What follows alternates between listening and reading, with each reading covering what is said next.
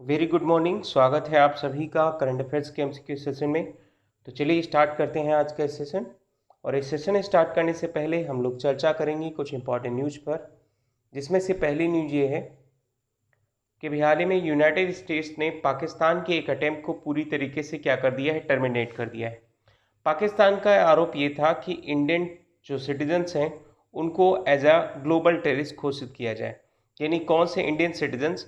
वो Indian citizen जो अफगानिस्तान में इंडियन कंपनी में काम करते हैं। तो पाकिस्तान का आरोप ये था कि यही इंडियन सिटीजन्स पाकिस्तान की धरती पर जाकर जो टेररिस्ट एक्टिविटी को बढ़ावा देते हैं। ये मुद्दा थोड़ा सा पुराना है कि जब 2019 में यहाँ पर पाकिस्तान ने एक ऐसे आरोप लगाए थे, तो फिर से ये आरोप लगाने के लिए लगाए जा रहे थे, जिसे यूनाइटेड स्टेट्स ने क्या कर दिया है, टर्मिनेट कर दिया है। और अमेरिका ने कहा है कि इसके कोई नए एविडेंस नहीं है कि इंडियन सिटीजन्स को एज अ ग्लोबल टेररिस्ट घोषित किया जाए। ठीक है। सेकेंड न्यूज़ ये है कि हाल ही में जो हमारे गवर्नमेंट ई मार्केट प्लेस है, यानी जैसे आपने सुना होगा फ्लिपकार्ट, ई अमेजॉन, उसी तरीके से जो गवर्नमेंट ई मार्केट प्लेस है, जिसे सेंट्रल गवर्नमेंट ने 2016 में लॉन्च किया था कि ऑनलाइन परचेज को हम थोड़ी से बढ़ाया जाए। तो इसमें क्या किया गया है, एक चेंजेस ये किया गया है कि अगर इस पर कोई भी प्रोडक्ट अपलोड किया जाएगा तो उसका कंट्री ओरिजिन बताना होगा। मान लो कोई प्रोडक्ट ए है, उस प्रोडक्ट को अपलोड अगर किया गया है सेल्स करने के लिए, तो उसका कंट्री ओरिजिन भी मेंशन करना होगा कि वो कहाँ से बना हुआ है। ठीक है। तो क्यों ऐसा? इसलिए ताकि हम आत्मनिर्भर भारत अभियान और मेक इन इंडिया को क्या कर सकें, प्रमोट कर सकें। तो ऐसी ही न्यूज़ के लिए आप एग्जाम सालों को फॉलो कर सकते हैं वेरियस सोशल मीडिया साइट्स पर, जैसे कि इंस्टाग्राम, टेलीग्राम और फेसबुक, जहां मिलते हैं आपको डेली अपडेट। और ये अपडेट आपके एग्जाम के पॉइंट ऑफ व्यू से काफ़ी इंपॉर्टेंट होते हैं। तो इस चर्चा को आगे बढ़ाते हुए हम लोग अगले पार्ट में हम लोग डिस्कस करते हैं क्या एमसीक्यू, जिसमें पहला एमसीक्यू अभी हाल में पूछा है कि इंडियन ऑफिशियल्स ने कौन सी नंबर की मीटिंग अटेंड की है, किसकी? Eurasian group on combating money laundering and financing of terrorisms, EAG. इसको थोड़ा सा हम यहाँ पर बात कर लेते हैं डिटेल से। ये ईएजी क्या है? ईएजी का मतलब है, ये एक ऐसा ग्रुप है जो फाइनेंशियल एक्शन टास्क फोर्स के अंतर्गत काम करता है। ये एक रीजनल कॉरपोरेशन है ना, फाइनेंशियल एक्शन टास्क फोर्स के अंतर्गत। इसका मेन मोटिव ये है कि जो फाइनेंशियल ऑफ टेररिज्म होता है, इस पर पूरी तरीके से रोक लगाना। यानी टेररिस्ट के पास जो पैसा जाता है उसको पूरी तरीके से रोक लगाना। और जो मनी लॉन्ड्रिंग है, मनी लॉन्ड्रिंग का मतलब यानी काले धन को पूरी तरीके से सफ़ेद किया जाना, तो इसे बोलते हैं मनी लॉन्ड्रिंग। मनी लॉन्ड्रिंग पर रोक लगाना ये काम है। तो इसमें इंडिया ने भी हाल ही में कौन से नंबर की मीटिंग अटेंड की है, यह आपको बताना है। तो इसका ऑप्शन क्या है? 32। ठीक है, याद रखना है आपको। आगे बात करेंगे यानी क्वेश्चन नंबर सेकंड पर। तो क्वेश्चन नंबर सेकंड में आपसे पूछा है कि इंटरनेशनल विडोज डे ये ऑब्जर्व किया जाता है कब? यहाँ पर ये आपको बताना है। बहुत आसान सा क्वेश्चन है। तो इसका सही आंसर क्या है? इसका सही आंसर है 23 जून। 23 जून को क्या मनाया जाता है? International window day. 2011 में यूनाइटेड नेशन जनरल असेंबली की मदद से इसे क्या किया गया था? पारित किया गया था। यहाँ पर ये याद रखना है। और इनका मेन मोटिव है कि प्रेजेंट टाइम पर 258 मिलियन विडोज़ हैं, ठीक है, जो अभी कुछ प्रॉब्लम झेल रही हैं, जिसमें से कुछ विडोज़ ऐसी हैं जिसे मान लीजिए लगभग इनकी 10% संख्या ऐसे है, 1/10 संख्या, जो एक्सट्रीम पॉवर्टी झेल रही। इंडिया में कुछ वेलफेयर स्कीम भी चलाई जाती हैं विडो के लिए, यानी जो जिनका विडोज़ हैं उनके लिए कुछ फाइनेंशियल स्कीम भी चलाई जाती हैं, जैसे Indira Gandhi national widows pension schemes, आपको ये पता होगा। तो ये स्कीम भी चलाई जाती हैं खासकर ताकि इनकी जो सोशल सिक्योरिटी है उसको बनाए रखा जाए। आगे बात करेंगे यानी क्वेश्चन नंबर थर्ड पर। क्वेश्चन नंबर थर्ड में आपसे पूछा है, अगला एक और डे पूछा है। ये डे है कि United nation public service day, इसे किस दिन ऑब्जर्व किया जाता है? तो इसका भी आंसर क्या है? 23 जून।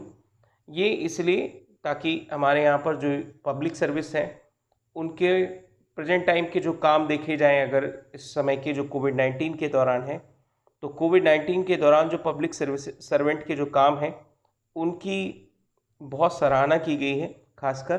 तो इसलिए पब्लिक सर्विस डे जो अब जॉब के यानी मनाया जाता है 23 जून को।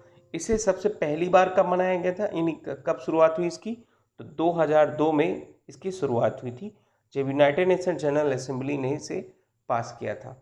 तब से 23 जून को ये United nation public service day मनाया जाता है।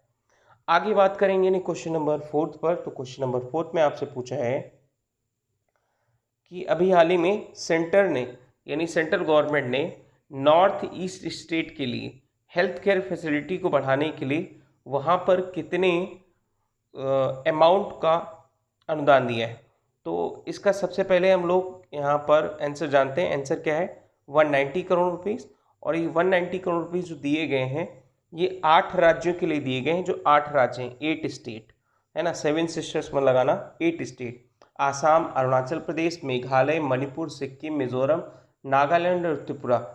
इनका मेन मकसद होगा, मेन एम, कि हेल्थ केयर इंफ्रास्ट्रक्चर्स को बढ़ाया जा सकते और ताकि जो हमारे इन्फेक्शियस डिजीजेज हैं इनसे हम लड़ सकें। तो इसलिए यहाँ पर 190 करोड़ रुपीज़ सेंट्रल गवर्नमेंट की तरफ से नॉर्थ ईस्टर्न रीजन्स को दिए गए हैं। ठीक है, आगे बात करेंगे नहीं क्वेश्चन नंबर 5 पर। तो क्वेश्चन नंबर 5 में पूछा है कि भी हाल ही में यूएनडब्ल्यूईएफ के साथ, यानी अभी हाल ही में किस इंस्टीट्यूट ने साइन किया है, किस पर, फूड ग्रेन पर रिसर्च करने के लिए। तो सबसे पहले हम लोग यहाँ पर जानते हैं यूएनडब्ल्यूईएफ का मतलब क्या होता है। तो यूएनडब्ल्यूईएफ का मतलब होता है United Nation World Food Programme. ठीक है, ये वर्ल्ड फूड प्रोग्राम ने आईआईटी दिल्ली के साथ कोलैबोरेशन करके क्या किया है, एक एग्रीमेंट साइन किया है और ये रिसर्च करेंगे कि जो फूड और न्यूट्रिशन सिक्योरिटी को किस तरीके से बढ़ाया जा सके और इसके जो है इसको अचीव किया जा सके, कि ताकि फूड ग्रेन्स और न्यूट्रिशंस को हम पर्याप्त मात्रा में बनाए रखें लोगों में। ठीक है, तो इसलिए रिसर्च किया गया है। आपने सुना होगा कि पब्लिक डिस्ट्रीब्यूशन सिस्टम, यानी आपको फ्री में अभी सुना होगा गवर्नमेंट जो है राशन दे रही है लोगों को कोविड-19 के दौरान। तो इसका मेन मकसद है कि लोगों को न्यूट्रिशंस और फूड इनफ फूड सप्लाई को बनाए रखना। ठीक है, तो इसलिए यहाँ पर एक रिसर्च की गई है, किसके द्वारा, आईआईटी दिल्ली के द्वारा, और साथ साथ में यूएनडब्ल्यूएफपी, ठीक है, डब्ल्यूएफपी के द्वारा। तो यूएनडब्ल्यूएफपी का मतलब यहाँ पर याद रखना है आपको। और इसका हेडक्वार्टर मैं आपको बता दूँ, हेडक्वार्टर कहाँ है, तो हेडक्वार्टर है इसका रोम, इटली में। ठीक है, रोम, इटली में। आगे बात करेंगे यानी क्वेश्चन नंबर 6 पर। तो क्वेश्चन नंबर 6 में आपसे पूछा है कि भी हाल ही में किस बैंक के साथ मिलकर एफोर्ड प्लान ने अभी हाल ही में जॉइंटली लॉन्च किया है, क्या, एक स्वास्थ्य कार्ड ज्वाइन किया है। तो इसका सही आंसर क्या है, इसका सही आंसर है, देखिए, यस बैंक ने क्या किया है, अभी हाल ही में एफोर्ड प्लान एक फिनटेक स्टार्टअप है, इसके साथ मिलकर अभी हाल ही में स्वस्थ कार्ड जो है जारी किया है। इसका मेन एम होगा कि जो हमारी फैमिलीज़ हैं और फैमिलीज़ का जो हेल्थ केयर पर बहुत ज़्यादा स्पेंड होता है, तो उस स्पेंड को हम लोग क्या कर सकें, इस हेल्थ केयर की जो एक्सपेंडिचर है उसको हम लोग मैनेज कर सकें, इसलिए ये स्वास्थ्य कार्ड जारी किया गया है। ये स्वास्थ्य कार्ड क्या होगा, यानी मिनिमम 100 रुपीज़ से लगभग 1 लाख रुपए तक का अफोर्डेबल कार्ड यस बैंक और एफोर्ड प्लान, ठीक है, इनके द्वारा जारी किया जाएगा। याद रखना है आपको। आगे बात करेंगे यानी क्वेश्चन नंबर 7 पर। तो क्वेश्चन नंबर 7 में आपसे पूछा है कि भी हाल ही में कौन से बैंक ने टाई अप किया है चार वेरियस इंश्योरेंस प्रोडक्ट के साथ। ठीक है, तो इसका सही आंसर क्या है, इसका सही आंसर है यूको बैंक ने भी हाल ही में क्या किया है, 4 वेरियस इंश्योरेंस कंपनियों के साथ मिलकर साइन अप किया है। ठीक है, ये 4 इंश्योरेंस कंपनियां कौन है, life insurance company, oriental insurance company, Religare health insurance company, star health and allied insurance company. इनका जो मेन एम होगा, मेन एम क्या होगा, मेन एम ये है कि हम जो कस्टमर्स की फाइनेंशियल एक्टिविटी मतलब फाइनेंशियल जो कैपेबिलिटी है उसको हम लोग किस तरीके से बढ़ाएं, इसलिए ये इंश्योरेंस स्कीम यूको बैंक के द्वारा लाई गई है। ठीक है, आपने बैंक एश्योरेंस का नाम सुना होगा, बैंक एश्योरेंस, बैंक एश्योरेंस। तो बैंक एश्योरेंस का मतलब क्या होता है, ज़रा ये कमेंट सेक्शन में बताइएगा, बैंक एश्योरेंस का मतलब क्या होता है। बात करेंगे आगे नहीं क्वेश्चन नंबर 8 पर। तो क्वेश्चन नंबर 8 में आपसे पूछा है कि अभी हाल ही में कौन से नोबल लिटरेचर को अभी हाल ही में जर्मन बुक ट्रेड में एक पीस प्राइज मिला है। ठीक है, तो इसका सही आंसर क्या है, अमर्त्य सेन। अमर्त्य सेन को, ये अमर्त्य सेन को पहले नोबल पुरस्कार दिया जा चुका है। कब कब दिया गया था, इन द ईयर ऑफ 1998। 1998 में नोबल पुरस्कार दिया जा चुका है। तो अब अभी ने क्या दिया गया है, अभी दिया गया है प्रेजेंट टाइम पर जर्मन के बुक ट्रेड्स में, यानी जर्मन के बुक ट्रेड्स में पीस प्राइज इन्हें दिया गया है 2020 का। यहाँ पर याद रखना है पीस प्राइज किसका, जर्मन बुक ट्रेड का। तो ये किसको मिला है, अमर्त्य सेन को। ठीक है, आगे बात करेंगे नहीं क्वेश्चन नंबर 9 पर। तो क्वेश्चन नंबर 9 में आपसे पूछा है कि अभी हाल ही में टाटा नटराजन चंद्रशेखरन को रीनॉमिनेट किया गया है as a part of time non official directors as a central board में। तो कौन से किसके सेंट्रल बोर्ड में, यहाँ पर आपको ये बताना है। तो इसका सही आंसर क्या है, आरबीआई। आरबीआई के सेंट्रल बोर्ड में इन्हें part time non official director बनाया गया है फॉर द 2 ईयर्स। ठीक है, 2 साल के लिए टाटा नटराजन चंद्रशेखरन को यहाँ पर याद रखना है आपको, क्या किया गया है, आरबीआई के सेंट्रल बोर्ड में part time non official directors appoint किया गया है। कितने साल के लिए, 2 साल के लिए। ठीक है, आगे बात करेंगे यानी क्वेश्चन नंबर 10 पर। तो क्वेश्चन नंबर 10 में आपसे पूछा है कि भी हाल ही में टी टाबी शंकर्स as a chairman and N Rajendran को एज ए सीईओ जो है अपॉइंट किया गया है कौन सी कंपनी में, यह आपको बताना है। तो देखिए इसका सही आंसर क्या है, इसका सही आंसर है इफ्टास। इफ्टास को, इफ्टास एक क्या है, इफ्टास एक आरबीआई की सब्सिडरी कंपनी है। ठीक है, आरबीआई की सब्सिडरी कंपनी है, और जहां पर आरबीआई की सब्सिडरी कंपनी में टी टाबी शंकर और एन राजेंद्रन को एज अ सीईओ अपॉइंट किया गया। यहाँ पर ये जितना अपॉइंटमेंट जरूरी है उसके साथ साथ में आपको यहाँ पर इफ्टास को भी जानना जरूरी। इफ्टास का फुल फॉर्म होता है the Indian financial technology and allied services. यहाँ पर याद रखना है आपको the Indian financial technology and allied services. ठीक है, तो ये क्या है, आरबीआई की होल्ड ओन सब्सिडरीज है जो फाइनेंशियल टेक्नोलॉजी में काम करती है। ठीक है, तो एज ए अपॉइंट अभी किया गया है किसको, टी राबी, यहाँ पर राबी का लेना, T Rabi Shankar and N Chandrasekaran as as a CEO appoint किया गया है। ठीक है, आगे बात करेंगे नहीं क्वेश्चन नंबर 11 पर। तो क्वेश्चन नंबर 11 में आपसे पूछा है, इसमें आपसे पूछा है कि अभी हाल ही में कौन सी कंपनी ने क्लेम किया है कि उसने कोविड-19 की मेडिसिन को पूरी तरीके से बना लिया है। ठीक है, इसकी न्यूज़ आपने सुना होगा, टीवी पर भी आ रही थी, तो काफ़ी न्यूज़ आपने सुनी होगी, आपको मिल गई होगी सोशल मीडिया की साइट से भी या टीवी से।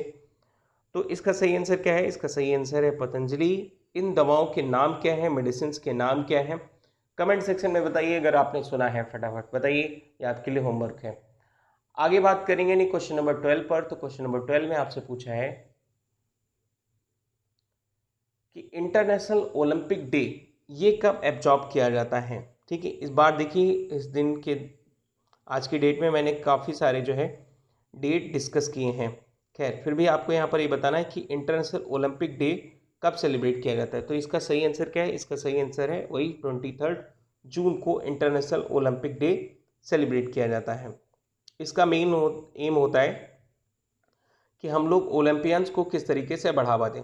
ठीक है, यानी ये इसकी शुरुआत जो होती है 23 जून 1947 से इसकी जो है स्टार्ट होती है, और इस बार यहाँ इसका सेशन मनाया जाता है 23 जून को 2020 में। ठीक है, अच्छा ये बताइएगा कि नेक्स्ट जो ओलंपिक गेम होने हैं तो वो नेक्स्ट ओलंपिक गेम कहाँ पर होने, ये आप कमेंट सेक्शन में बताइए। आगे बात करेंगे नहीं क्वेश्चन नंबर 13 पर। तो क्वेश्चन नंबर 13 में आपसे पूछा है कि भी हाल ही में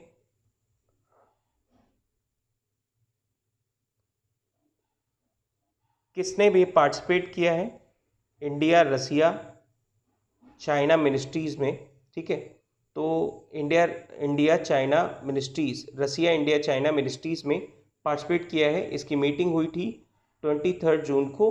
तो इसमें किस मिनिस्टर से मैं पार्टिसिपेट किया है, तो इसका सही आंसर क्या है, एस जयशंकर ने भी हाल ही में रसिया इंडिया और चाइना की मिनिस्ट्रीज़, रसिया इंडिया चाइना की जो मिनिस्ट्री मीटिंग होती है उसमें अभी हाल ही में पार्टिसिपेट किया है। और इसका मेन मुद्दा जो एम रहेगा वो एम ये रहेगा कि अभी हाल ही में जो गलवान वैली है वहाँ पर चाइना और इंडिया के साथ जो टेंशन है उस टेंशन को किस तरीके से दूर किया जाए।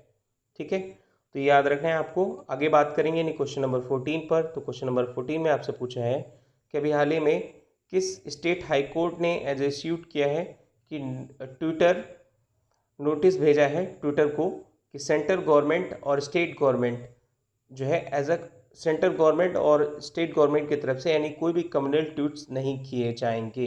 ठीक है, तो इश्यूड किया है ट्विटर को। तो इसका सही आंसर क्या है, तेलंगाना हाई कोर्ट ने ऐसा नोटिस भेजा है। आगे बात करेंगे क्वेश्चन नंबर 15 पर। तो क्वेश्चन नंबर 15 में पूछा है कि हाल ही में वर्ल्ड एथलेटिक्स में एज अपॉइंट किया गया है नए हेड को ऑफ अ ग्लोबल डेवलपमेंट। तो उनका क्या नाम है, देखिए उनका नाम है लॉरेंट बोकलियोट। ठीक है, यहाँ पर याद रखें लॉरेंट बोकलियोट। ठीक है, तो आज के डिस्कशन में इतना ही। Thank you for listening, god bless you all.